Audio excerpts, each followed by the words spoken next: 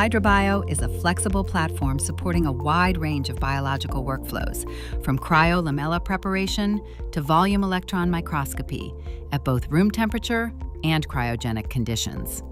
One particularly powerful application is cryogenic volume EM, where precise targeting, careful sample preparation, and reliable acquisition are essential for high-quality 3D data. In this video, the Hydra Bio team in Brno provides a brief look at the system and this volume EM workflow in practice.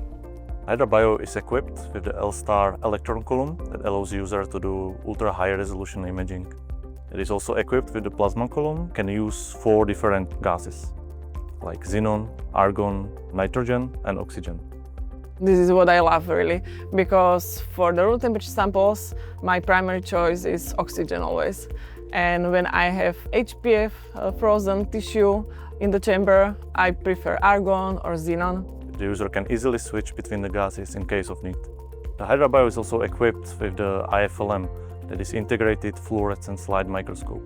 It allows user to easily navigate inside of the chamber, and it is fully integrated in the Hydra Bio. Another accessory item that can be seen from the outside of the chamber is Cryo loader. But the real magic happens inside of the chamber. Let's have a look. Yes. What we can see inside is the fine lenses of the electron column and the plasma column.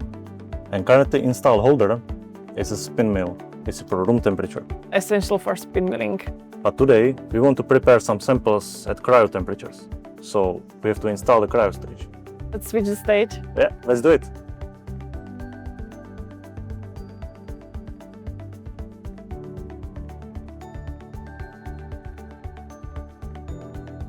With the cryo stage installed, it enables us to use the IFLM. IFLM, what I mentioned earlier, is integrated fluorescence light microscope. Another device that is now allowed to be used with the cryo stage installed is the microspotter.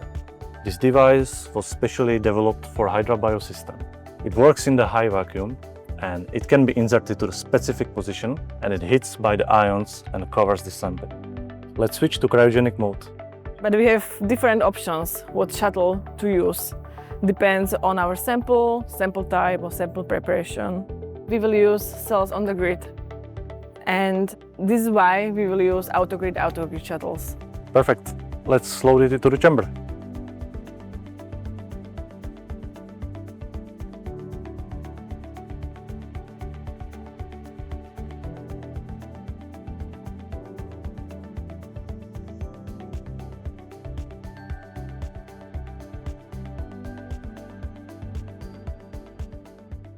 First thing I always do, I check the temperature and the pressure of the stage and of the chamber. I see the temperature is under the cryogenic values, so we are safe and we can continue. The sample is plunge frozen cells on the grid. That means they are naked, without any protection and without conductivity, because ice is not conductive. So the first thing we need to do is to make the sample conductive. Oh, so this is why we do the sputtering. Yes, exactly. So let's sputter the sample. We have predefined positions and values, but you can always adjust the values and time and the thickness of the platinum layer according to your need. I will zoom in. And is it fully done automatically? It's fully automatic procedure. Now the sample is sputtered, and we can have a look. It's more homogeneous and now it's conductive. The next step, and a really important step, is to cover the cells with the protective layer. It's called cryo-GIS deposition, and once again it's fully integrated, and by clicking start and choosing the proper grid, we will apply the buffer of platinum to protect the cells. So now our sample is prepared with 3 layers. Yes. Sputter, GIS and sputter. Yes. What do we do next? Because we have this sample preparation, we can continue with cryo volume acquisition. The software that enables automated cryo volume acquisition and also room temperature volume acquisition consists of few basic steps. First thing, I will choose the area of interest for my today's experiment. I will focus on this cluster of yeast cells, and I will position the fiducial near the cell cluster. For today, we will use xenon for sample preparation because the cluster of cells is quite big and xenon is the fastest ion species. The fiducial pattern is being milled, and this fiducial marker serves as a guide for the microscope to cut consistently through the volume, through the entire cell. After left trench is finished, we'll continue with right and front. Now the sample is prepared, trenches are milled, and I will continue with imaging. We can choose the voxel size and pixel size according to our needs. We developed new function based on AI.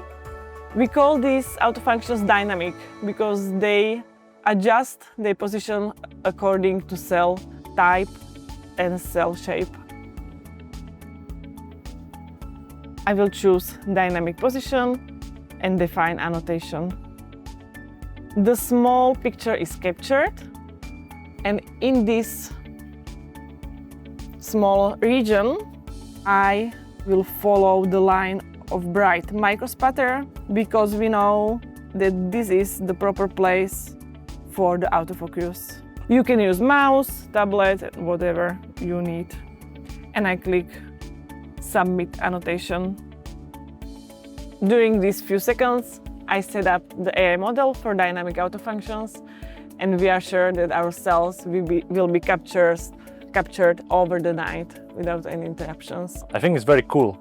Do we have some AI features also for room temperature use case? Yeah, very good question. AutoSLASM software can be used also with room temperature samples, and we developed the new strategy how to scan room temperature samples. It's AI-based and called adaptive scanning. The Hydra Bio simplifies complex biological workflows, bringing flexibility, precision, and automation together in a single platform. Delivering reliable, high-quality 3D data, it enables researchers to get more from every sample.